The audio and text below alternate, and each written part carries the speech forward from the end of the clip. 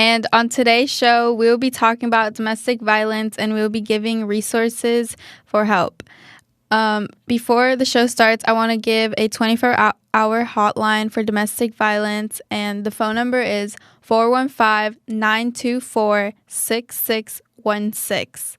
I'll say it again, 415-924-6616. Thank you, Kimberly.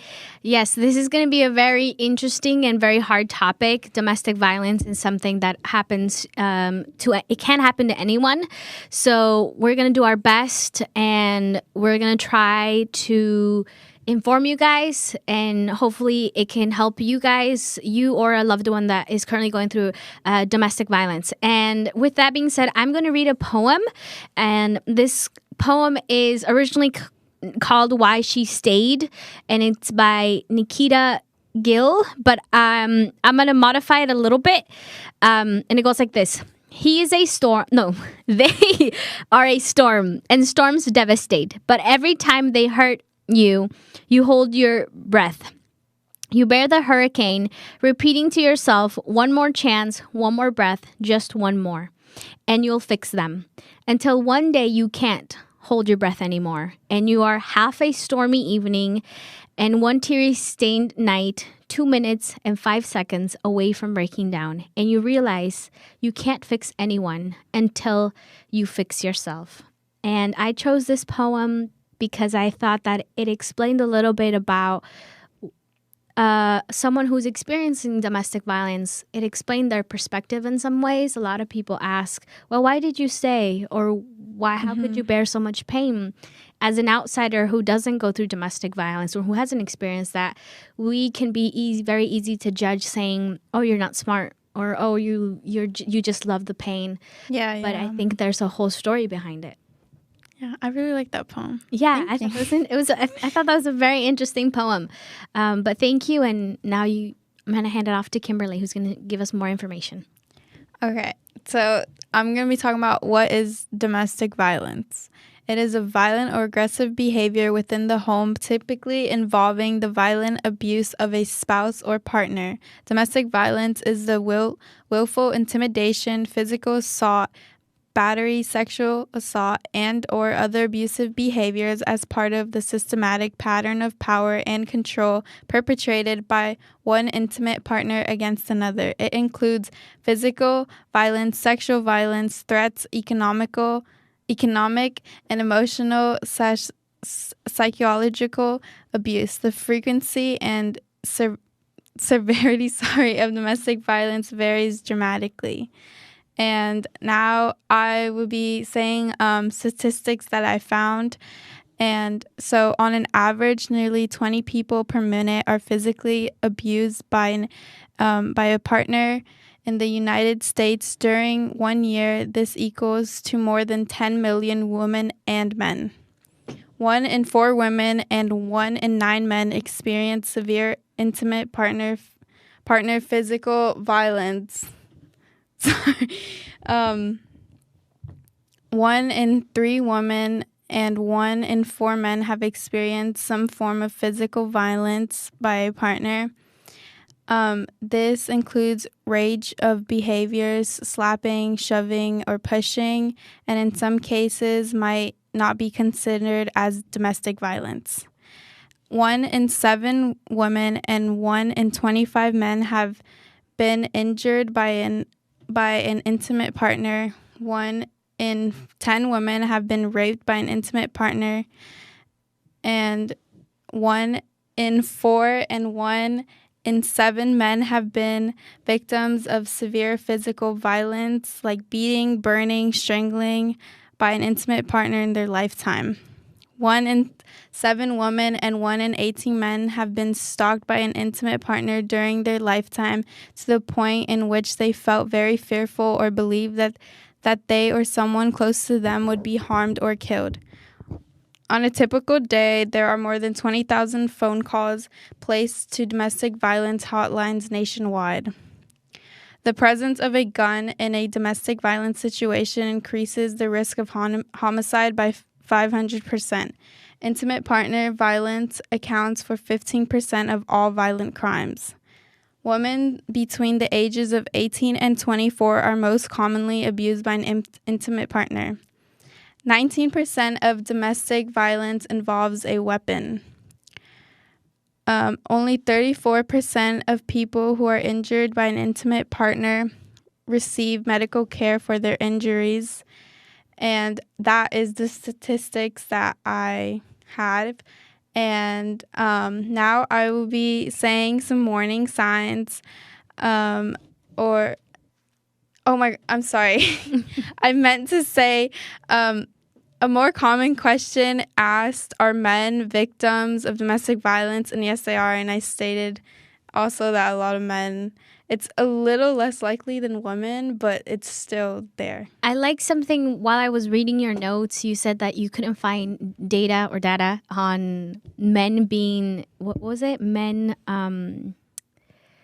something about men being, there was no data on men. And a lot of people think that domestic violence is only specifically to women. Mm-hmm. No, it's not.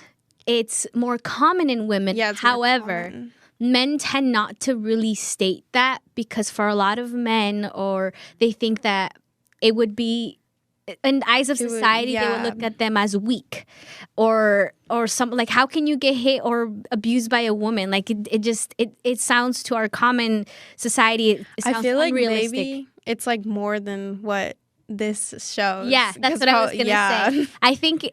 I think there's a lot more of men that experience this, but like I said, because of our society and because of the fear of really sharing, a lot of men don't do that. Mm-hmm. But thank you for clarifying that men are victims of domestic violence as well.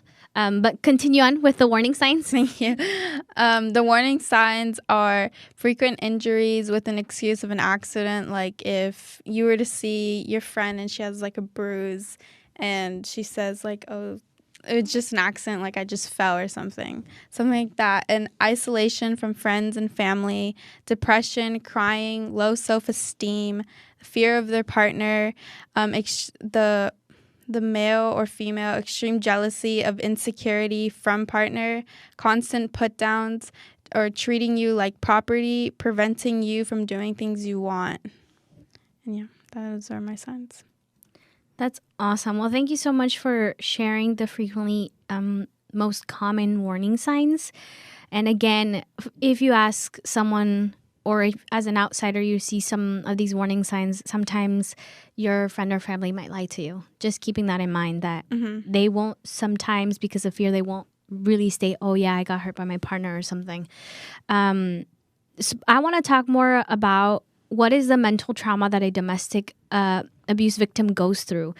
So really, to picture it, you said earlier that domestic violence is not just physical, but it's emotional. And one of the biggest factors that sometimes you can't see is, so if somebody hits you, you can see a bruise. Mm-hmm. And however, when someone verbally, emotionally hurts you, it's a whole different, scar. Yeah. And what happens with that trauma that one gains or experiences through domestic violence is you are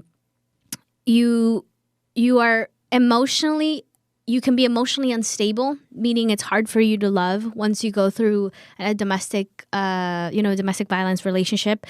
After that, the mental trauma of you being physically or emotionally abused, you carry that with you, and it's harder for you to trust people.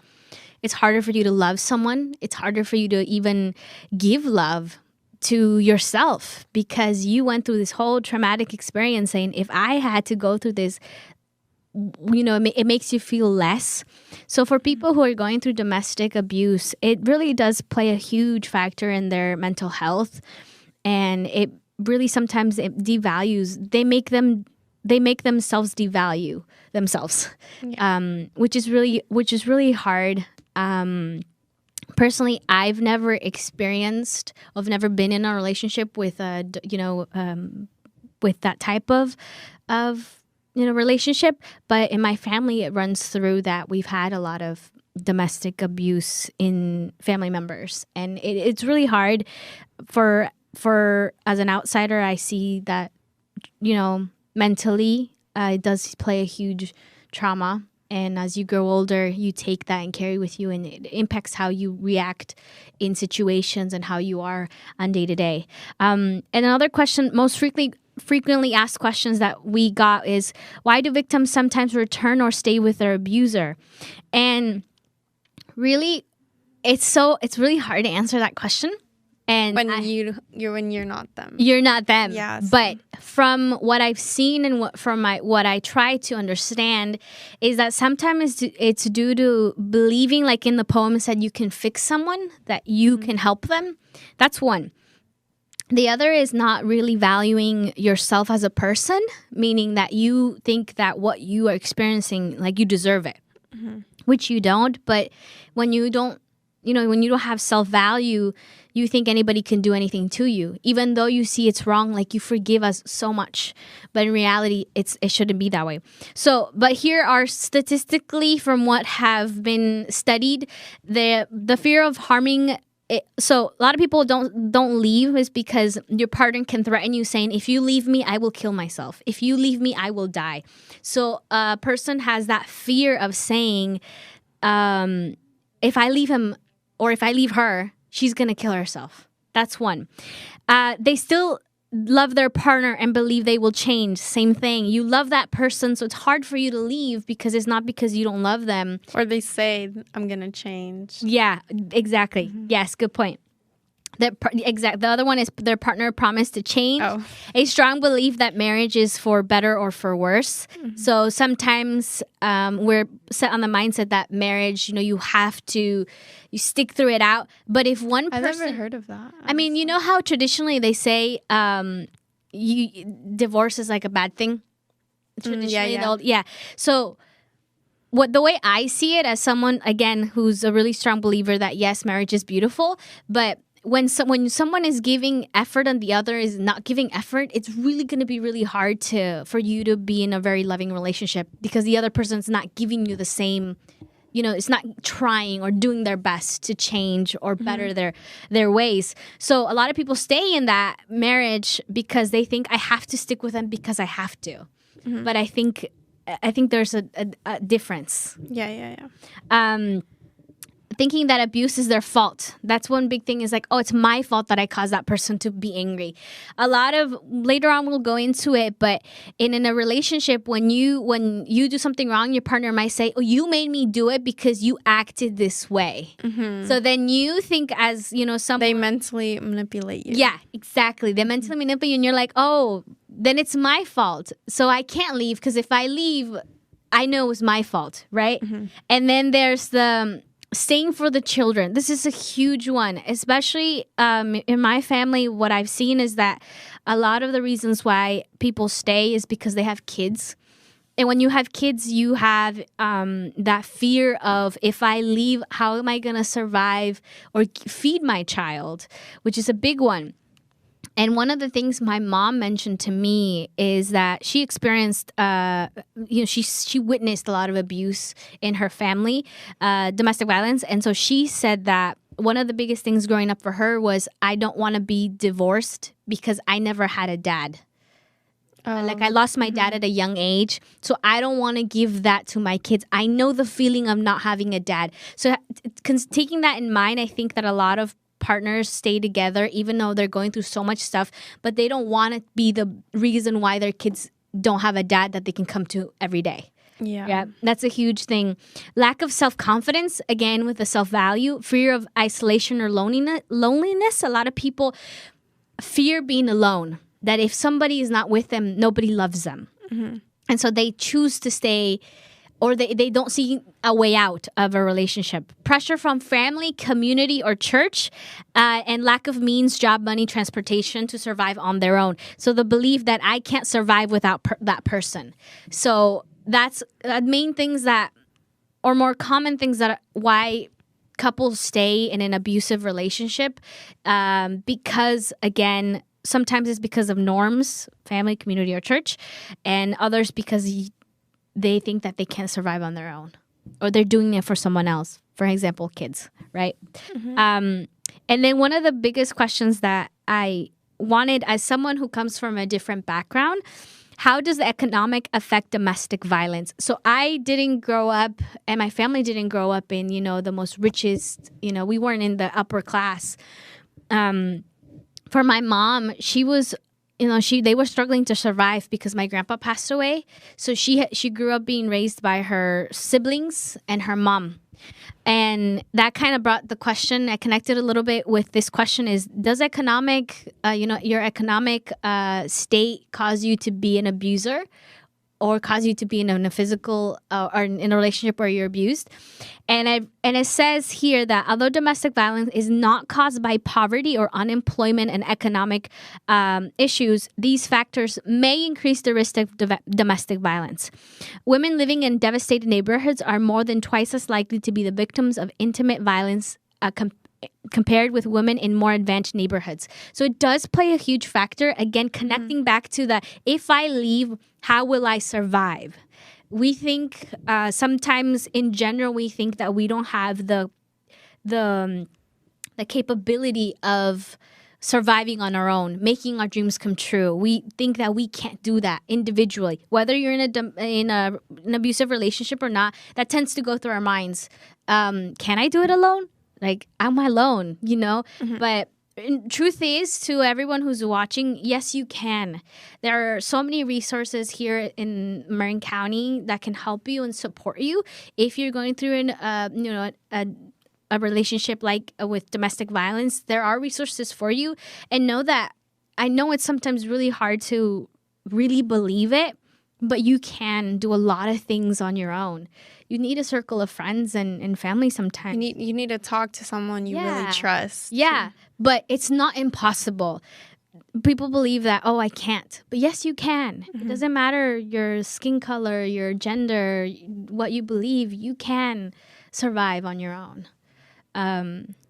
Yeah. Well, thank you for sharing all of that. It's a lot of information. It's a lot of information, but thank you for sharing it. No problem. Now we will be doing the PSA for Marin against youth abuse. Domestic violence is a pattern of abusive behaviors used to bring power and control over an intimate partner. Some warning signs of abuse are: does your partner not listen to you, tells you what to do, blames you, puts you down or makes you feel less than, tells you what to wear, or pressures you to go to the next step sexually when you're not ready? Is your partner jealous and possessive, checks your cell phone or email without permission, accuses you of cheating, scares you, puts down your friends and family, or makes you afraid of their reaction? Do they expect girls to clean and cook and to obey, or expect boys to make all the decisions and be in charge? If you need help or know someone who does, there are resources available. We have a 24-hour hotline as well as a text line that is available Monday through Friday from 9 a.m. to 5 p.m. And they are available in both English and Spanish. Hi, welcome back, and we'll be continuing what Santy was talking about. And so I wanted to ask, how do you know you're the abuser? Thank you for asking that question. I know we're talking about we were first talking about like what someone experiencing, domestic violence, but now it's how do you know if you are causing the problem? Yeah, physical or emotional. I feel like emotionally wise, like if you're like not like hitting, I feel like sometimes maybe they're not aware of it. Exactly. Yeah. That's a huge one. Like I said, you can't see the emotional damage you do. Sometimes it's harder to see versus physical.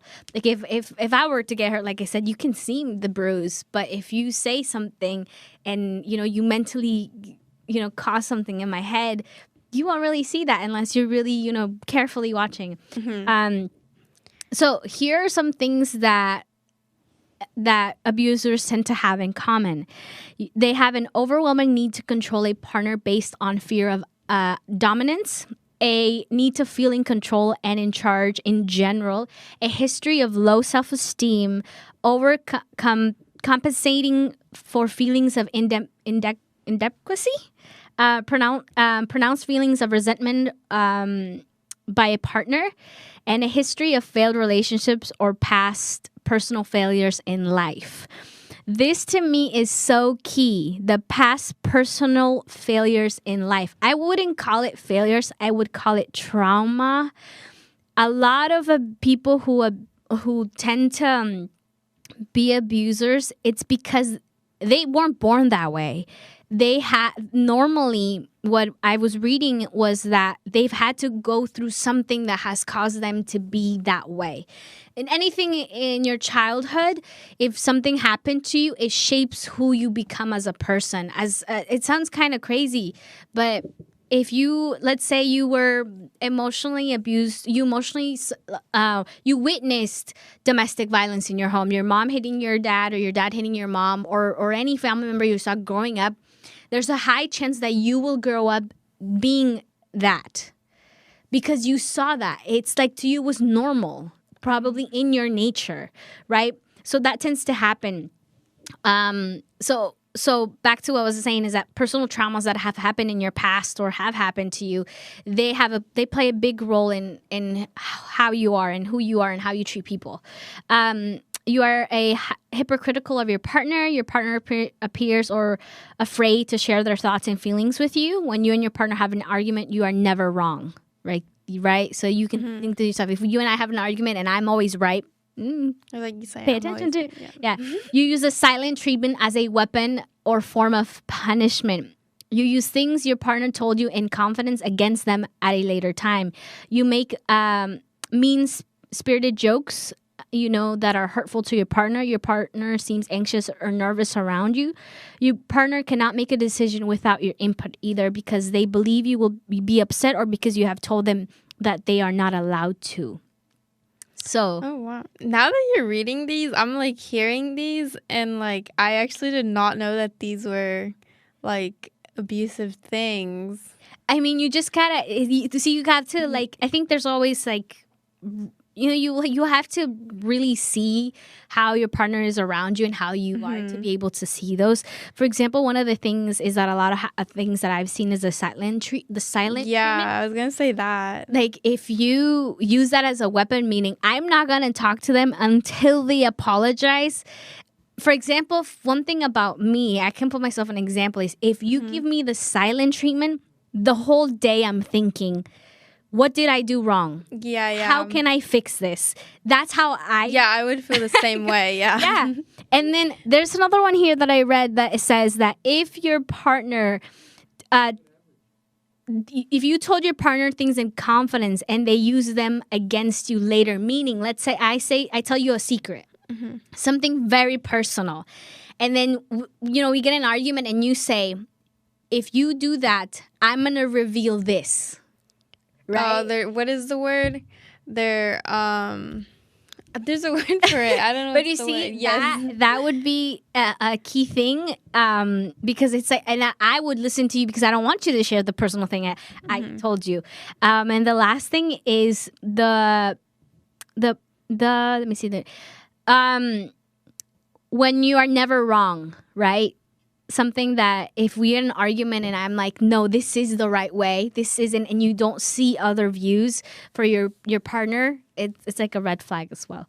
Now, another question that we got, is it possible for abusers to change? Yes, it is. People can change. However, this requires a lot of internal work for the abuser because, again, most of the reasons why they cause physical or emotional damage is because there's something that they need to figure out too. So how can someone who's an abuser work on the way, what we mentioned?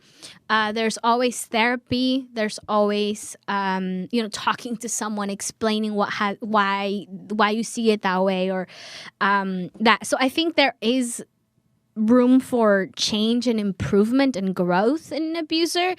Again, however, if you're someone currently being in that relationship and you're like, yeah, but they're gonna change, keep in mind that I think it would be best to be individually growing, right? I love something that they told me.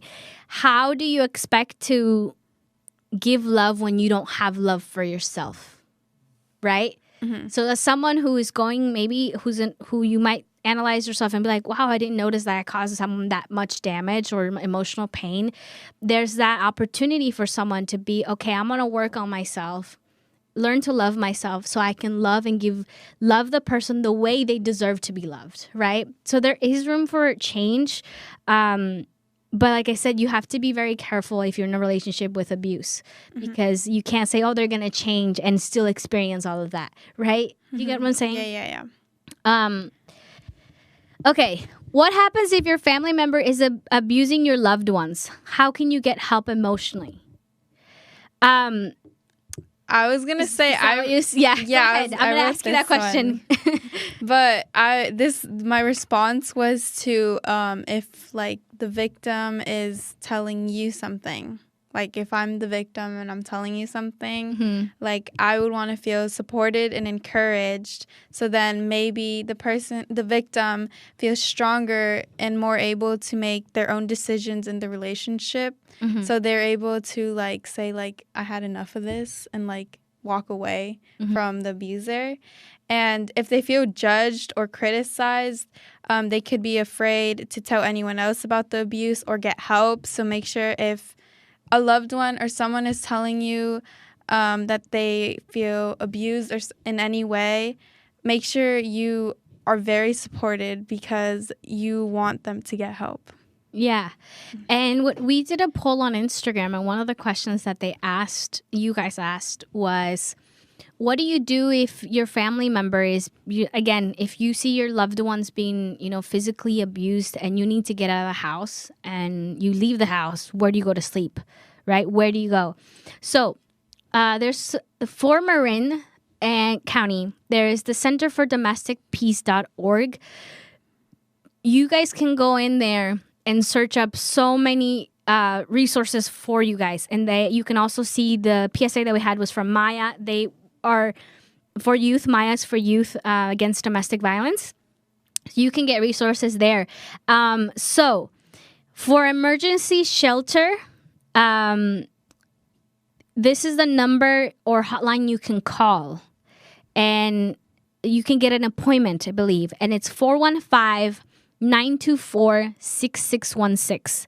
415-924-6616. If you want more information on that, please visit centerfordomesticpeace.org. And if you need therapy or support groups, you can set up a call at 415-526-2553. Again, it's 415-526-2553. Their business hours are from 9 a.m. to 5 p.m. Monday through Friday. Again, if you want more details, go to centerfordomesticpeace.org to be able to guide you in things that you or your family need. Before we play the song, I really want to focus on a little bit more on that question: is what happens if your family member is being abused. For a child, that's so traumatic. That's where the trauma comes in. I mentioned it before. I feel very blessed that I haven't really witnessed that in front of my eyes, because I don't think I'll be I don't think I could handle that. But my mom has experienced that, and at times I have deep conversations with my mom about this, how she grew up witnessing domestic violence in her family. And one of the things that she always tells me is that it's so painful. Again, you can't see the scars that it leaves physically, but internally it does really painful things to someone. And so to all of those out there who are listening, who, if you've seen your parent, your parents hit one another, or your siblings hit one another, with their partner, or if you've witnessed your friends, I know it's not an easy thing. And later on, after we come back from the song, we're going to give out tips and ways you can help, and also helping you if you go through that, it's traumatic. Yeah, I was going to say that that's how my parents were. I I did witness it, but I don't muchly remember. But I know all my older brothers remember it very well because they're much older. And I was going to say that a lot of kids, like, if you see that happening with your parents, you can call, like, 911 or something like that. My brother actually called 911. Oh, wow. For my mom, because my mom was too scared, and she actually believed, like, my dad could change and stuff. But yeah, I just wanted to say that. Well, thank you, Kimberly, for sharing that. That's really a personal thing. So thank you. And I'm sorry you and your siblings had to witness that. I know it's something very hard. Like I said, emotionally, just thinking of your loved ones being hurt. I can, like, I even choke up thinking about it. So, but yeah. We'll be right back. We're going to play a song, and we're going to be right back. We're going to play a song.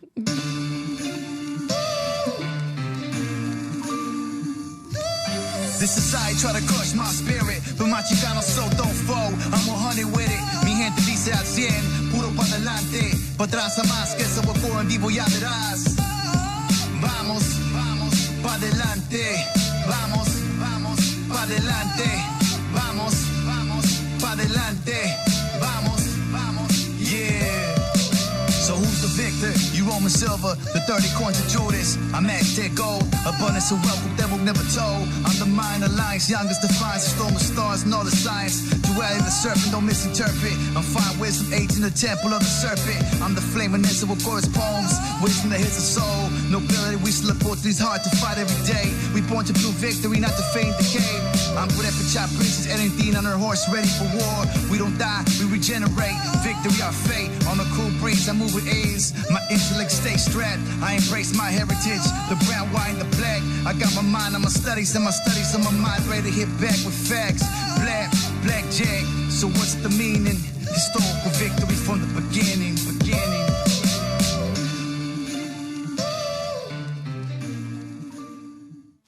Hi, welcome back. And now I will be saying some resources available for victims. The National Domestic Violence Hotline is 1-800-799-7233. 1-800-799-7233. Sorry. And if you are hard of hearing, the number is 1-800-787-3224. 1-800-787-3224. And now another hotline, the California Partnership to End Domestic Violence. This is in the Bay Area, and their English hotline is 415-924-6616. And that is the one we already stated. I just realized that. I'm sorry. But the Spanish one for that one is also 415-924-3456. And what they provide is emergency shelter, translational housing, classes for stopping violent behavior, support groups, legal system, and counseling services. And then an office in San Francisco, the number is 415-678-5500. There's also legal aid in San Francisco. They give you free confidential legal advice and give medical or legal help. And they also provide multiple people, like, if no matter what language you speak, they provide help for you. And yes, do you have anything to add, Santy? Well, first of all, thank you, Kimberly, for providing all of those awesome resources for our audience. I really hope I wasn't fast. And I think Javier and Annalie are putting everything on the Facebook comments if you want to go back and check all of these out. Again, these are all for you guys. And even if you don't have anyone or know anyone who's currently going to domestic violence, it's always awesome to have these numbers somewhere saved So when something happens, not that we wish for it, you can access those, those resources. That's a lot. We went through a lot of the first part. To being very honest with y'all, I was very nervous talking about this because it's just so much to talk about. It is very important. It's necessary for all of us to be more aware, but at the same time, it's really, really hard. While I was doing research, and I know Kimberly was doing research, like hearing and reading all of these stories, like it gets to you. And I wish, I wish I had superpowers to make, everything perfect. But so one thing that you guys might be asking, okay, I have all of these resources, what can I do to help aside from all of these? Something that maybe we tend to forget because of our busy life, whether you're a student, you're focused in school, or you're someone who's currently working and going to school, or just working. We have a cycle of just busy, and sometimes we forget to check in with our loved ones. So even sometimes the people that are so close to us, they're going through so many things, but we don't even notice it. And how is that? Well, sometimes it's just by starting a conversation. If we took like 5 minutes, or just, maybe, Kimberly, I ask you, hey, how are you? And you're like, oh, I'm good. But if I really ask, hey, how are you?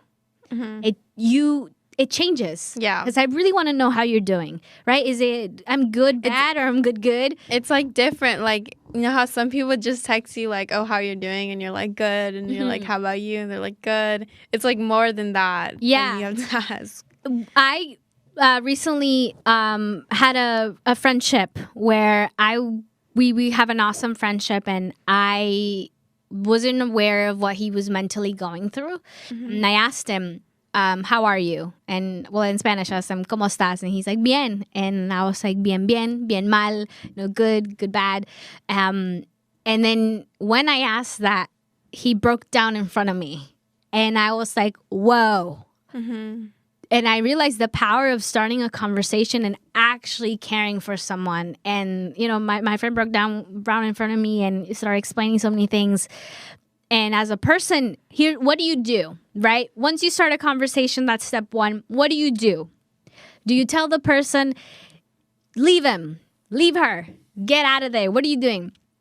And I realized that one of the most key factors in having a conversation with people you love is listening without judgment, right? Right. So listening to your story or listening to what you're going through, keeping in mind saying, this is not about me. This is about them, right? How can I separate my thoughts and really be there for that person? Right? So those are two things that I thought that was like, whoa, really big. They're small things, but they can play a huge factor with helping a friend or a loved one. Is listening without judgment. And you mentioned physical signs, right? If you see someone that you care for with a black eye, bruised lips, red or purple marks on their neck, wrist marks, bruise on the arms, emotional signs. This is something that I really want to emphasize because sometimes you can't really tell. Low self-esteem, overly apologetic. I'm sorry about this. I'm sorry about that. And you're like, you're not doing anything wrong, but they over apologize for everything. Fearful, changes in sleep or eating patterns, anxiety or on the edge all the time, substance abuse, symptoms of depression, loss of interest in one's enjoyed activities and hobbies, talking about suicide. This is another one that is close to me, is the suicide part. I talk about mental health a lot because it connects with suicide.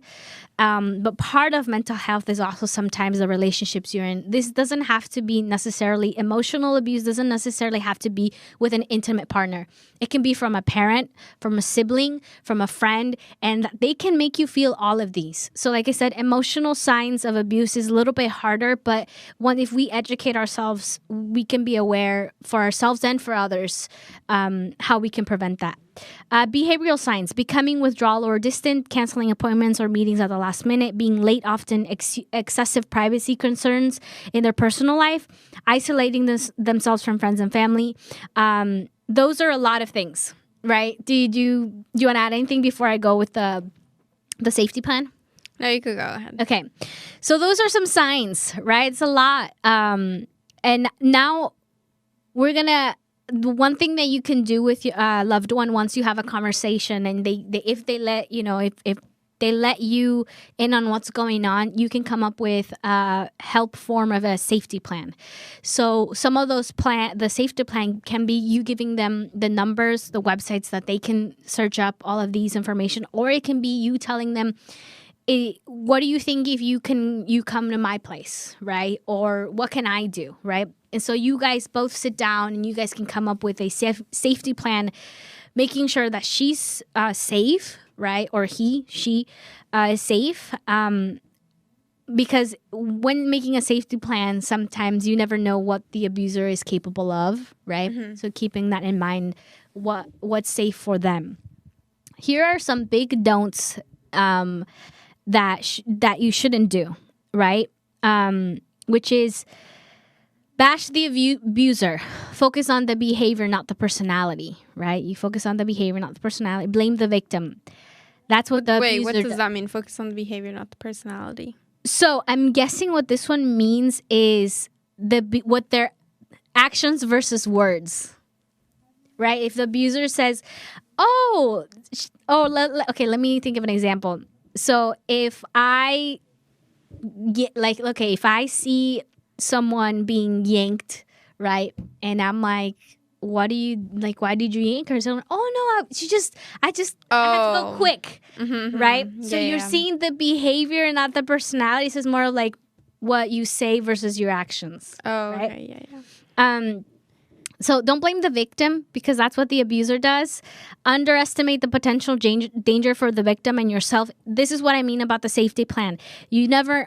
Don't underestimate the danger of what the victim is going through. The abuser can do so many things. You mentioned it earlier, the statistical fact that there's weapons, right? Mm-hmm. Weapons can mean guns, can mean belts, knives, etc. Promise any help that you can't follow through with. If you feel incapable of being supportive to the victim, make sure you lead them to the right place. That would be the best thing you can do. If you can't handle everything that's going on and you don't feel like you can be fully with 2 steps in the situation, make sure you give them the right resources.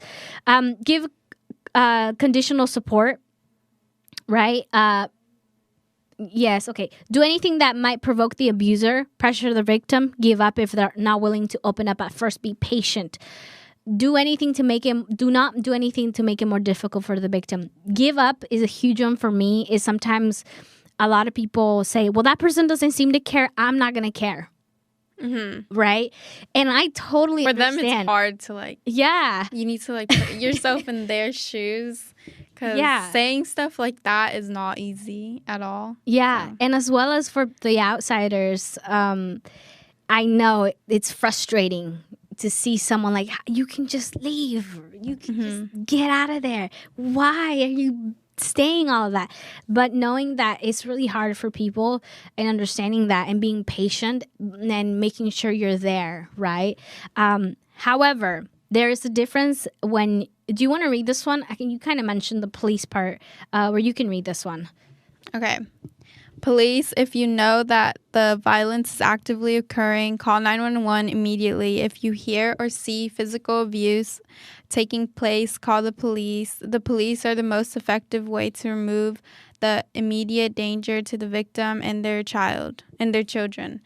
There are no situations in which children should be left in a violent situation. Do whatever is necessary to ensure their safety, even if it means going against the wishes of the victim or the wishes of the abuser. In actively violent situations, calling Child Protective Services is not the problem. It's part of the solution. Yeah, so there is a time, or if you see things that are really clearly, you can see that violence is going on, please call 911. And if you're someone, again, you mentioned it, that your siblings called 911. So if you're someone who you see your parents, know that you might feel betrayed. I think it's hard too, because you might feel like you're betraying your mother or father. You're calling the police on them, right? I think it's so hard, but I don't know how my brother did that. yeah, I mean, I don't like talk to him about it or anything. I can picture that. Like, how do I make a phone call saying, "Hey, my dad or my mom is hitting, the other parent." So if you're seeing that, I know it's hard, but just know you're doing the right thing. Yeah, no, it's not your fault if things go the other way. Because I think there's a fine line with protecting your loved ones and all of that. But yeah, those are some things that we have researched with Kimberly and tried our best, like we said, right? Yeah. Do you want to add anything? Not sure, no. Yeah, so one of the things that I encourage all of you, and please add to this, Kimberly, if you have anything to add, that it might be hard to leave someone because you think that their love is the only love that you can get. Trust me, there are a lot more people out there who do really care about you, who do really love you. And I think everybody in this world just wants to be loved. And sometimes it's hard for us to see which is real and which is not real. I personally, like I said, I haven't gone through a violent or relationship, but I've definitely emotionally have felt the emotional abuse, violence type. Like, I wouldn't say that I've been in a relationship like that, but I've definitely experienced it with friends, even like friends, right? Where they say things, and I've learned to be emotionally stronger, and it's not an easy thing.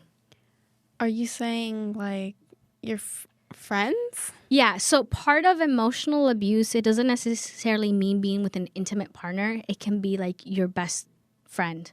Sometimes they tell you same thing, use words to manipulate like the way you think about yourself. Make sense?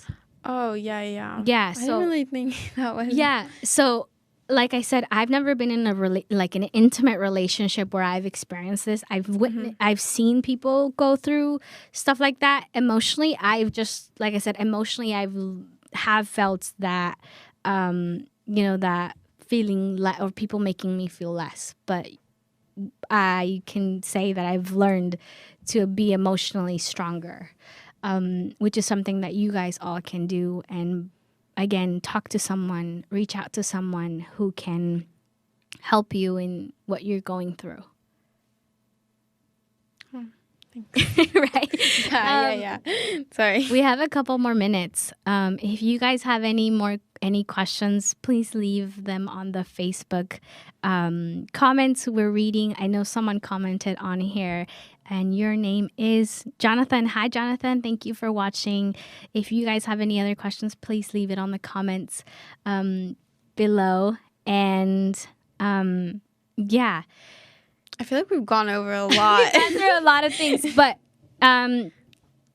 one thing that I can recommend that has helped me to be emotionally stronger is really... we talked about this. I think we talked about this with you, where you take some time for you, and that can mean in so many ways. For example, for me is working out. Well, me too. Like, yeah, me is working out. There are things sometimes people say, and I don't let that get the best of me. What I do is I work out. It takes off your mind off. Yeah, it takes it off your mind, and you feel better. And just knowing that you are loved, you're absolutely amazing. Every single one of us is born for greatness. And it might be so cliche to people. How can you say that? Because we are. We all experience different challenges. We all don't face the same challenges, but they're there to make us stronger, to grow, and to give love to others. Unfortunately, there are traumatic things that happen to us, and sometimes we think we don't have what we need to move forward. And quote from my teacher, who, may he rest in peace, Mr. Stenberg. He said, you have everything you need to succeed. So if you're in a relationship where you feel like, if I leave, I can't survive, you have everything you need inside you. You've been without them before, you can do it. Yes, again. I love that. I've heard like a quote like that, and I just remembered it. It's like, if you were fine without them before the relationship, you'll do even better after. Yes. And the greatest I read this other one where it says the greatest revenge you can have on someone is you succeeding. Mm-hmm. And by success, I mean succeeding on all aspects of your life, with financially, spiritually, emotionally, and all of that happiness. You succeed in all that way, all of those ways. So I'm super grateful that I get to do this show with Kimberly. Like I said before, we were really nervous, but yeah, we know it's important. And talk about it with your family, friends. Check up on them to see if they're doing okay, if everything's going good. And if not, be there to listen without judgment. Sometimes we tend to, like I said, hear and not listen. There's a very I can hear you. Do I listen to you? It's very different. So if you have a time today, tomorrow, please reach out to someone, because it's better to be there now than regret it later. Unfortunately, on my end, I have heard a lot of family members and do that, and I actually witnessed the emotional part of abuse, right? I've seen family members treat in my case, the guy treating the girl with no respect. And you can be a voice to stand up for those who don't have a voice. And we want to talk about this because we want to be able to, bring those voices to be heard, to let you guys know that you got this. And if any of you guys are going through something and you need someone to talk to, again, the resources we gave are out there, and you can even contact one of us and we can lead you to the right direction with all of that. I have a question for you, Kimberly. Yeah. What do you do to take care of your emotional health? Or I work out. Work out? Yeah. Is that the only thing that you do? What do I do? I think sports are also nice. Mm-hmm. I don't play sports like personally, but I just play like tennis for fun. Mm-hmm. And I feel like when I smack the ball, it like takes like my like stress out, Oh, okay. I feel like sports help a lot. I feel like if you're like on a team, it's like way differently, because you're like being competitive. So I feel like a way is like to find a sport where you want to just make it into a hobby. Oh, and it's like more hobby. Relaxing, because I like tennis more as a hobby. So it's like I'm not like trying to like beat someone, because then if I lose, I'm gonna just feel sad. Oh, I like that hobby. Yeah. Yeah, I think finding something that you're interested in and building from it. I know, for example, my brother, he's really into cars, and one of the way he seems to cope with in his emotions at times is being in the underneath the car, fixing whatever needs to be fixed. For me, it's hikes, walks. Hiking can be very therapeutic. And I read like a few years ago that it's statistically that being in nature makes you live longer and gives off stress, and nature just gives you like a natural what is it, like a natural, like, I don't know what I'm trying to say. Like, I don't know what's the word, but I remember I read about that. Yeah, going out and being in nature does help a lot. You have a different connection of being outside. Mm-hmm. But yeah, that's awesome that you also take care of. We're never really taught about emotional health Yeah, at all. At all.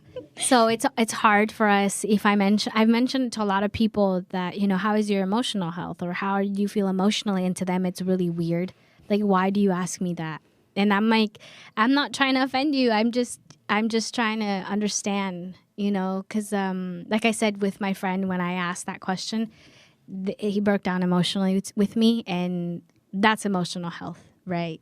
And we tend to be silent, saying your emotions don't matter, what you feel doesn't matter, but it does. What you feel, if you during the day you feel like you're lost, or you feel that you should give up, or life doesn't have a purpose, or that all of those thoughts, know that you're not the only one who's experiencing that, meaning that everybody goes through it, and we all are, we're all going through that, but it's not necessarily the actual thing. It's like the weather.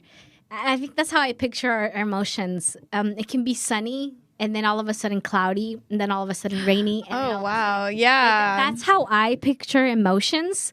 It means that it's not that it's going to stay there forever. It just goes. Changes. It changes. It goes through.